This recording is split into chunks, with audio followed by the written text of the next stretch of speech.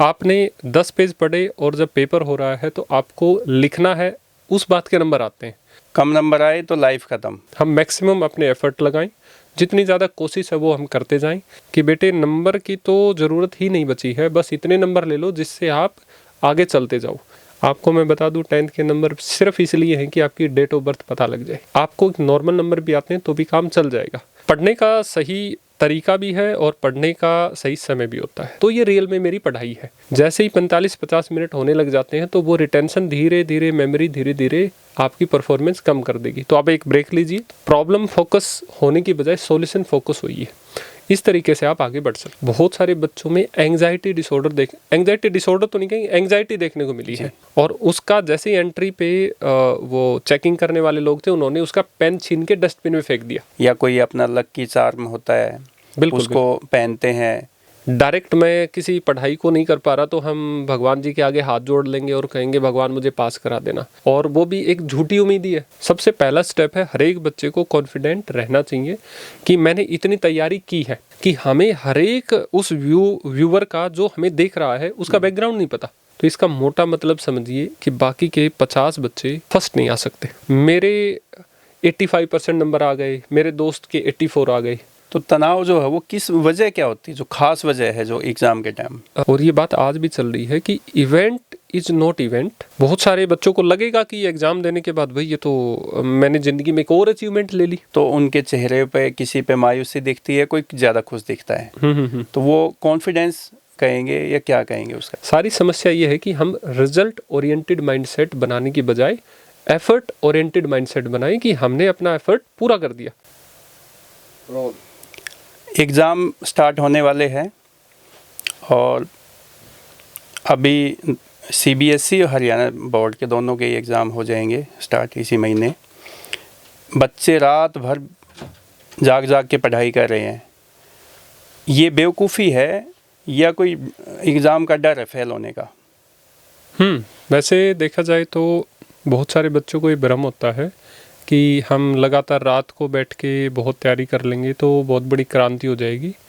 Psychology के अनुसार मनोवैज्ञानिक काफ़ी इस बात पे काम कर चुके हैं और काफ़ी समय से ये बात हो रही है, लेकिन एक देखा देखी प्रचलन चल रहा है कि रात को भी पढ़ रहे हैं, दिन में भी पढ़ रहे हैं। पढ़ना या किसी भी चीज़ की रीडिंग करना इतना इम्पोर्टेंट बिल्कुल भी नहीं है जितना उसकी रिटेंशन या उस मेमोरी को सेट करना है। यानी आपने 10 पेज पढ़े और जब पेपर हो रहा है तो आपको लिखना है, उस बात के नंबर आते हैं।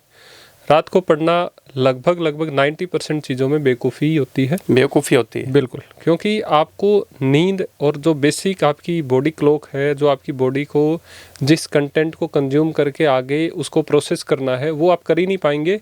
और आप पाएंगे कि 8-10 घंटे लगातार पढ़ने के बजाय क्वालिटी के आप 3-4 घंटे ही पढ़ लेंगे तो वो ज़्यादा फ़ायदा करेगा। बच्चों के दिमाग में ऐसा लगता है कि रात भर पढ़ो, कम नंबर आए तो लाइफ ख़त्म, ऐसा घूमता है क्या? साइकोलॉजी कहती है क्या ऐसा? नो डाउट किसी भी इंसान के ऊपर किसी टारगेट का प्रेशर तो रहता ही है, लेकिन बहुत सारे बच्चों को इस बात का ये रहता है कि एक रात को हम पढ़ लेंगे तो बहुत बड़ी क्रांति कर देंगे।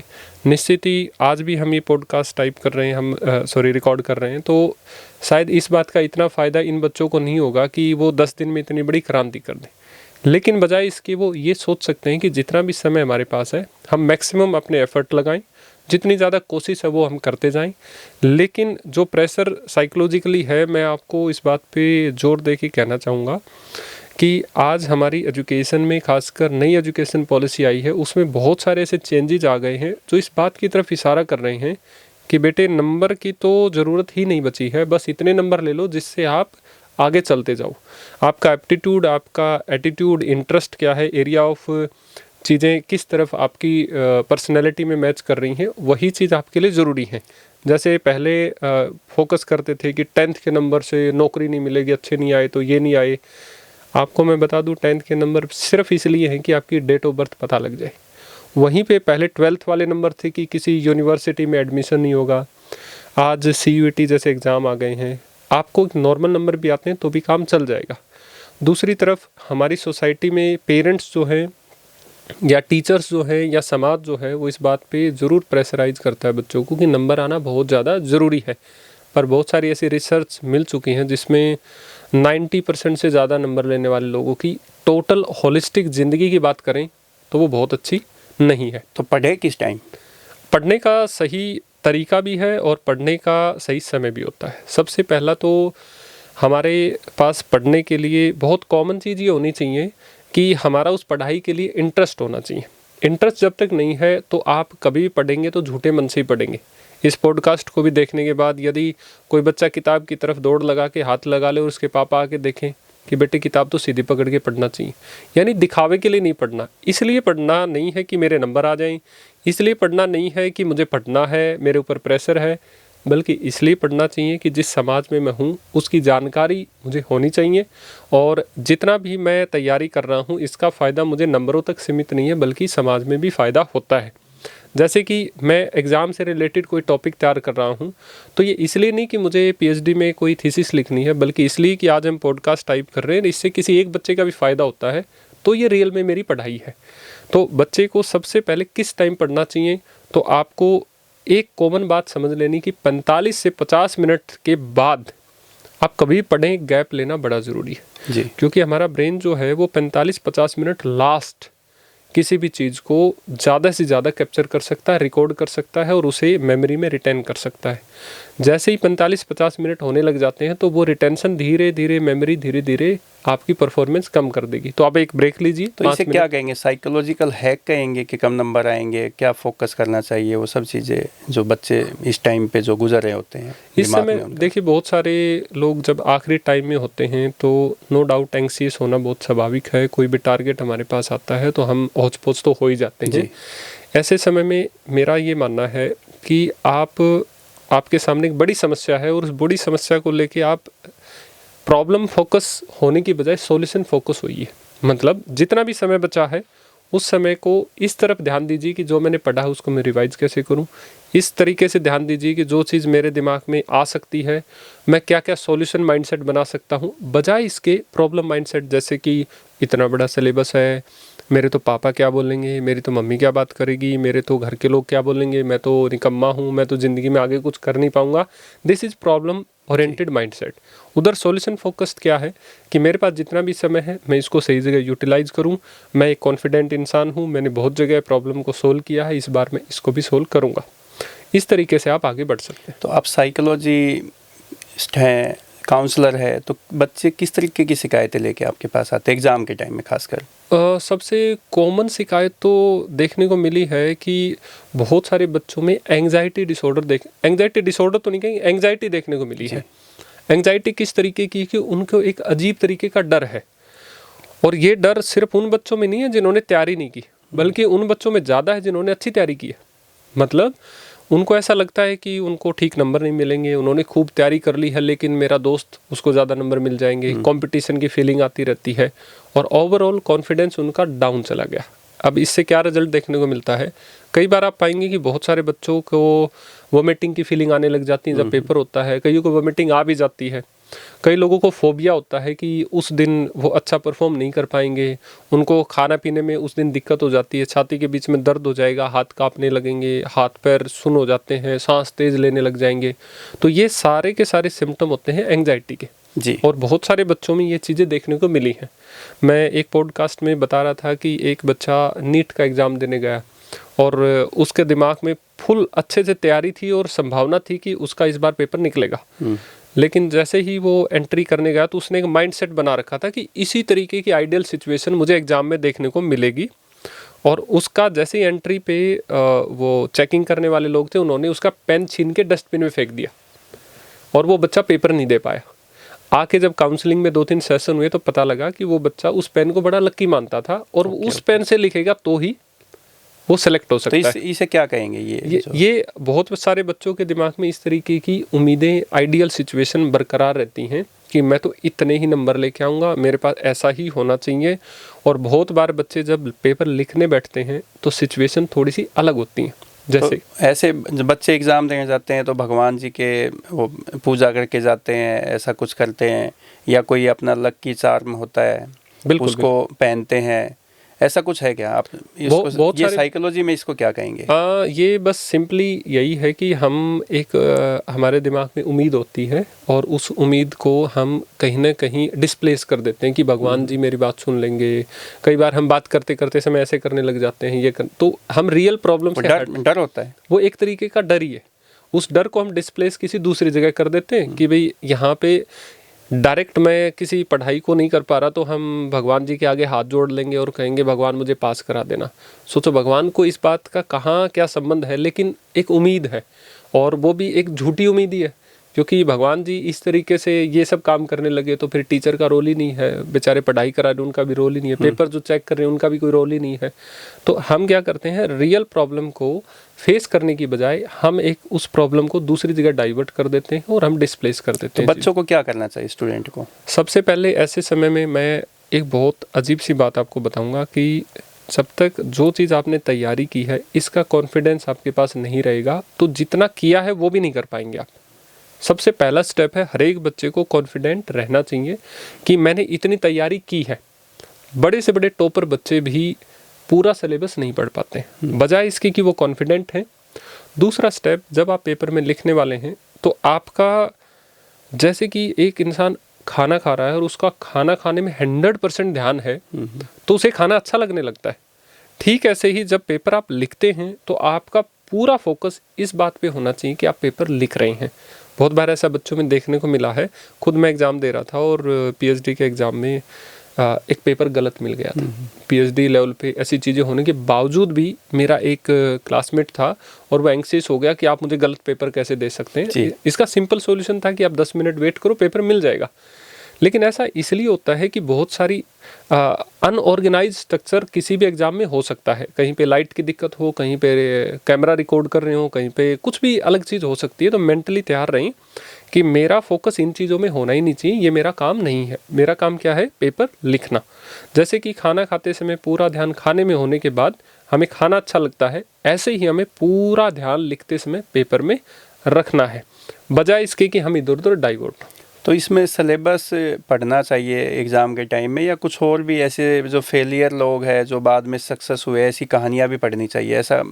या उसको क्या मानते हैं कि भाई वो पढ़ेंगे तो डिस्ट्रैक्ट हो जाएंगे? देखिए, ये एक बहुत बड़ी भ्रांति है कि जो मोटिवेशनल स्पीकर होते हैं वो एक बहुत बड़ी बात को इग्नोर कर रहे हैं। और वो इग्नोरेंस क्या है, जैसे अभी हम भी बात कर रहे हैं, आप देखिए एक बहुत अजीब सी बात इग्नोर कर रहे हैं हम, कि हमें हर एक उस व्यूअर का जो हमें देख रहा है उसका बैकग्राउंड नहीं पता, लेकिन हम ज्ञान तो दे सकते हैं। तो जो मोटिवेशनल स्पीकर जितने भी रहते हैं वो इस बात को इग्नोर कर देते हैं कि एक छत्तीसगढ़ से निकला हुआ बच्चा यदि मेरी बात सुन रहा है और एक दिल्ली में पला हुआ सीबीएसई बोर्ड की तैयारी करने वाला बच्चा मेरी बात सुन रहा है, हालांकि दोनों को एग्जाम एक ही देना है, लेकिन दोनों का बैकग्राउंड बिल्कुल अलग है, कॉन्फिडेंस लेवल भी अलग मिलेगा, बिल्कुल अलग मिलेगा।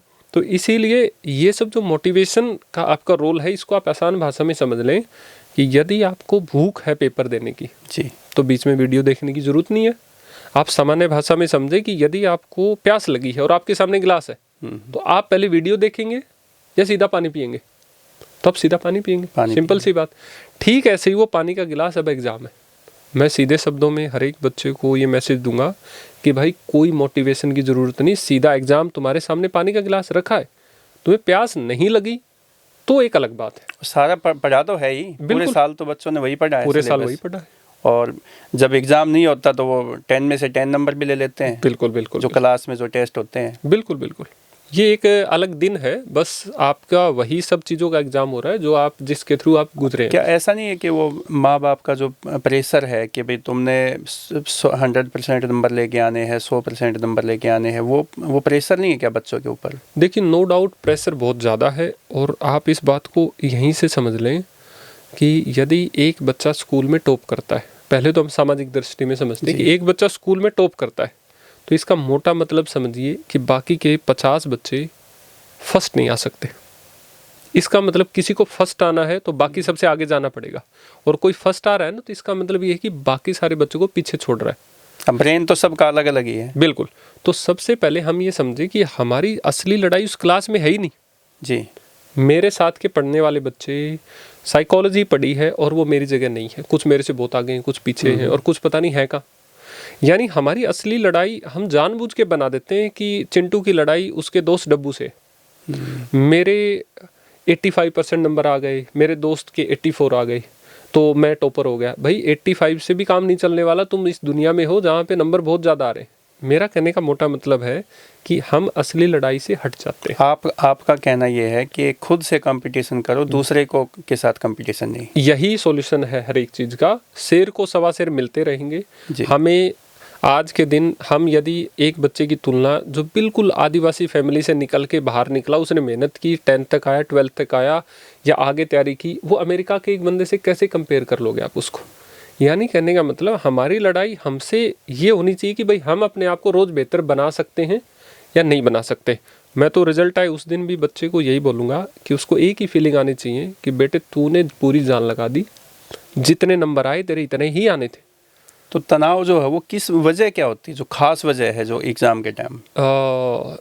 एरन बैक नाम के एक मनोवैज्ञानिक हुए हैं, उन्होंने 1962 के आसपास की ये बात है, उन्होंने इस बात पे जोर दिया और ये बात आज भी चल रही है कि event is not event but event is the interpretation of event. सामान्य भाषा में समझें कि घटना नहीं होती, पर घटना के बाद हमारा इंटरवेंशन क्या है, हम उसके बारे में क्या सोचते हैं, ये असली खेल। चलो एग्जाम्पल लेके आते हैं। क्या आपको नहीं लगता कि बहुत सारे बच्चे एग्ज़ाम देने के बाद बहुत मोटिवेटेड फील करेंगे? बहुत सारे बच्चों को लगेगा कि एग्ज़ाम देने के बाद भाई ये तो मैंने ज़िंदगी में एक और अचीवमेंट ले ली, और वहीं पे वही एग्ज़ाम किसी को स्ट्रेस भी देगा।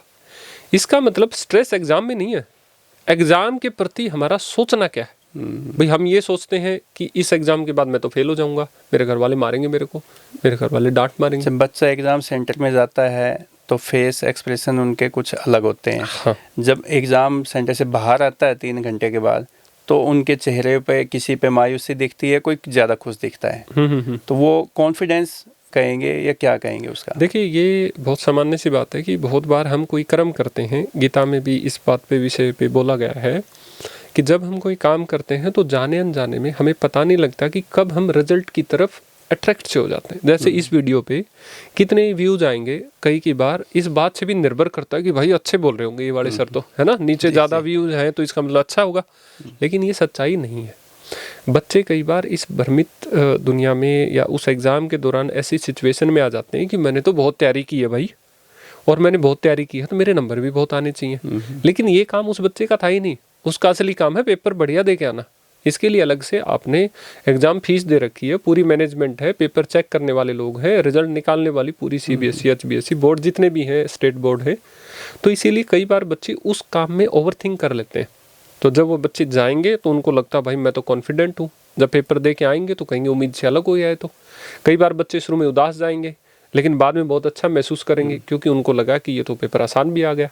सारी समस्या ये है कि हम रिजल्ट ओरिएंटेड माइंडसेट बनाने की बजाय एफर्ट ओरिएंटेड माइंडसेट बनाएं कि हमने अपना एफर्ट पूरा कर दिया, हमने अपना पॉडकास्ट अच्छे से रिकॉर्ड कर दिया, किसी ने उसके ऊपर कितने कमेंट किए, किसी ने उस पर कितने व्यूज़ किए, किसी ने कितने लाइक किए, इसकी चिंता नहीं करनी इसकी चिंता हम करेंगे तो फिर हम काम कर ही नहीं पाएंगे, क्योंकि हमारा असली काम इसको रिकॉर्ड करना है बजाय इसके कि उन कमेंट को देखना। तो माता पिता और टीचर को एग्ज़ाम के दौरान बच्चों को क्या सपोर्ट करना चाहिए?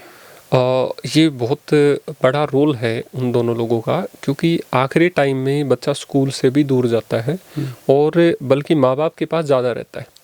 ऐसे समय उस बच्चे को ये बोलने की बजाय कि तू किताब नहीं उठा रहा, तू ये नहीं कर रहा, तू वो नहीं कर रहा, बजाय उसको बैठ के एक बार उससे बात करो।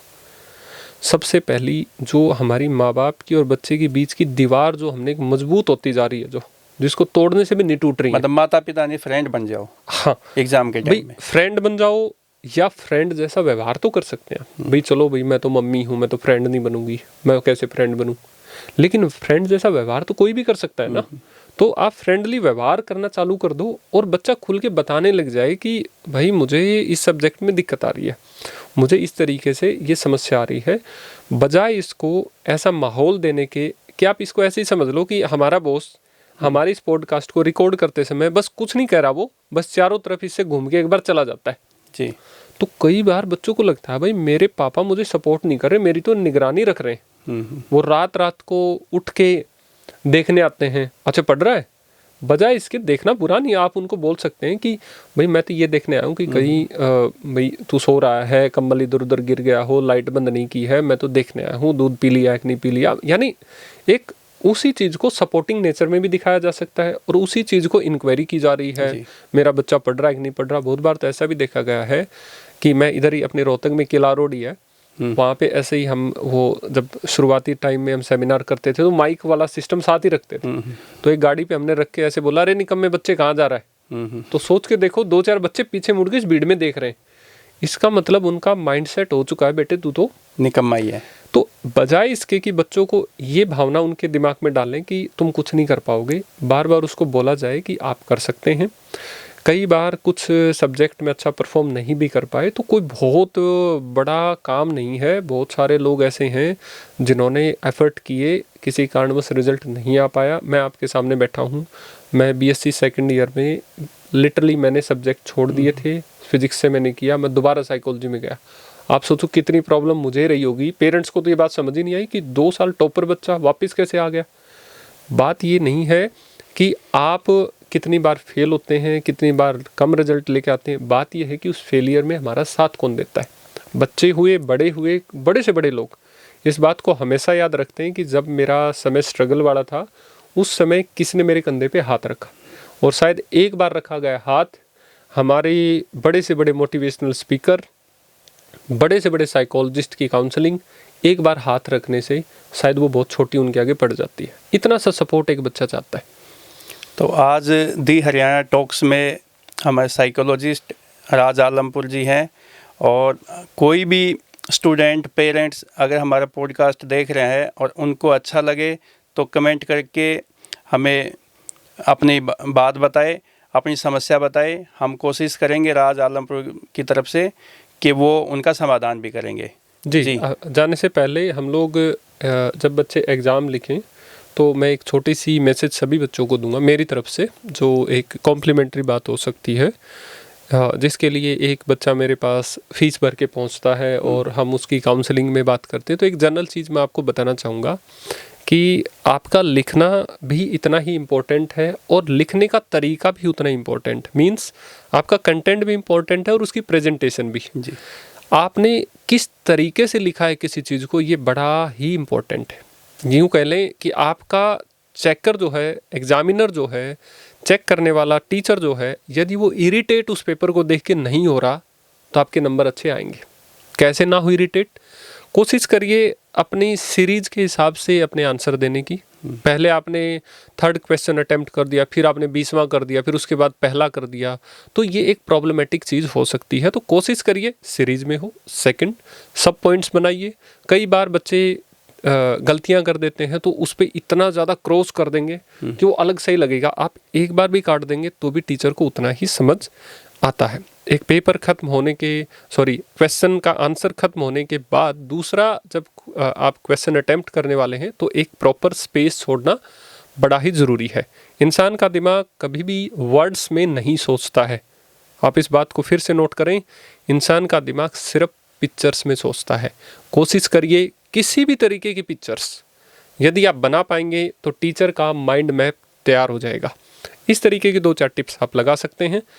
आपने मौका दिया। आपने हमारे स्टूडेंटों को और उनके पेरेंट को अच्छे टिप्स भी दिए। आपका बहुत बहुत धन्यवाद। Thank you so much.